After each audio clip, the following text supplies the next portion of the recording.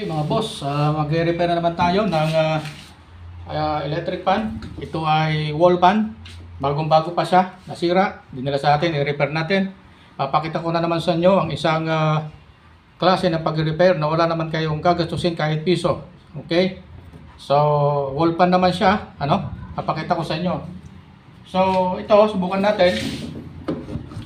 Saksak natin. Yan, masaksak siya. Tapos, i-on natin. 1, 2, 3. Wala. Kahit na. Wala siya. Wala. Hindi sumandar. Kita ninyo. Okay. So, ganyan. So, bagong-bago pa lang ito. Maganda pa yung bushing niya. Maganda yung shafting niya. Biglang tumigil. Okay. Ang gagawin natin. Pwede niyong sundan to. Kailangan natin na paandar nito na wala tayong gagasusin. So, ang una, bubuksan natin dito sa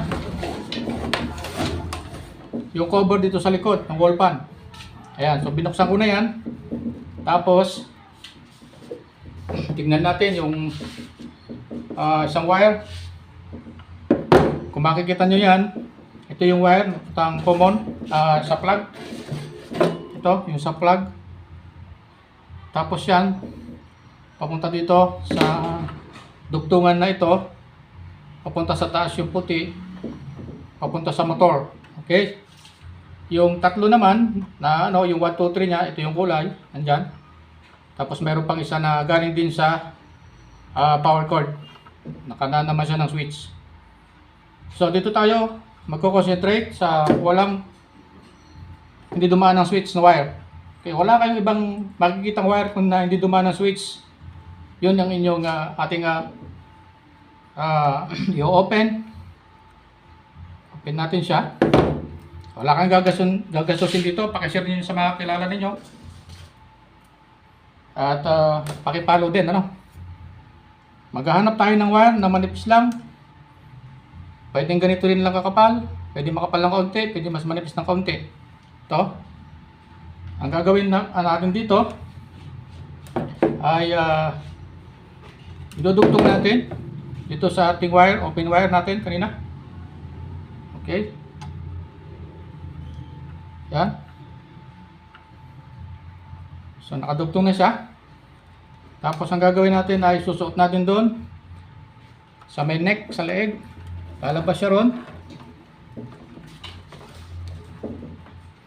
Okay. Paglabas niya rito, may butas ito pataas.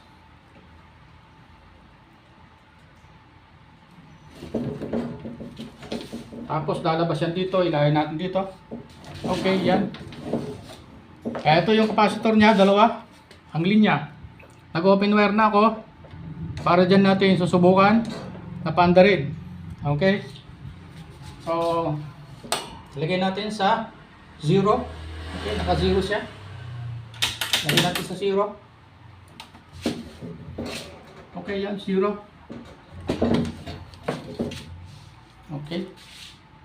Ang gawin natin, so, hindi natin nahawakan yon, hindi natin nahawakan tong dulo, hindi rin natin nahawakan yung dulong yon.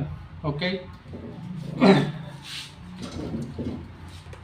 Ang gawin natin ay saksak natin,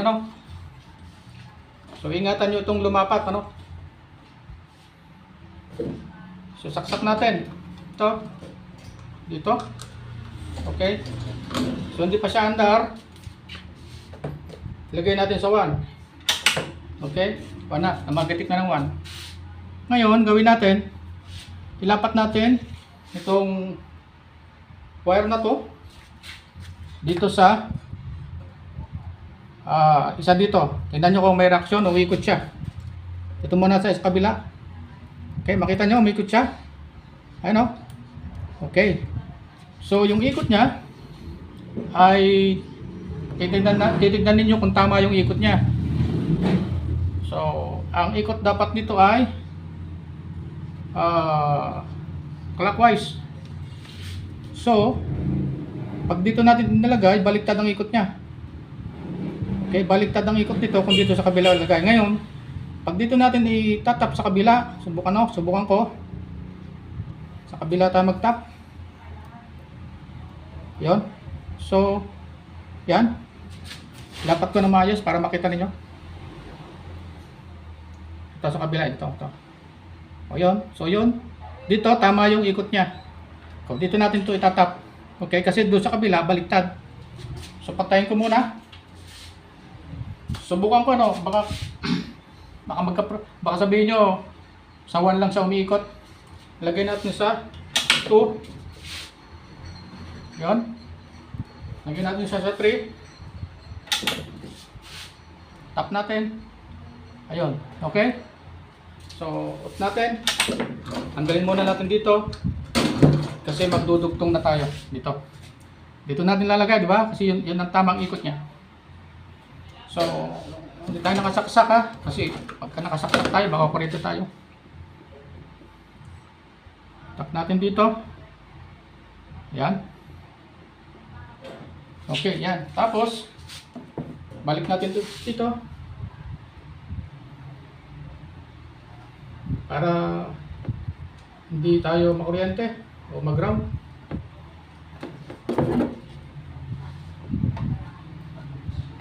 Okay.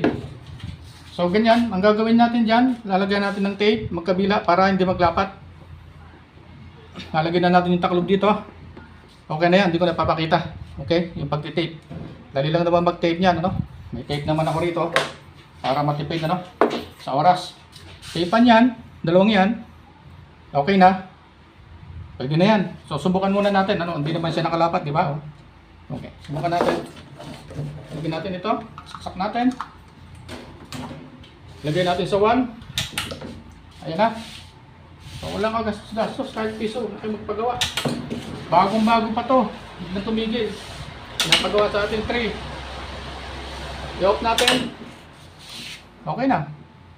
Okay, ngayon patagalin natin ng konti. Baka sabihin naman ninyo i-init or ano siya, tawag dito. Masusunog. Yan, tingnan nyo. Okay, paki-share.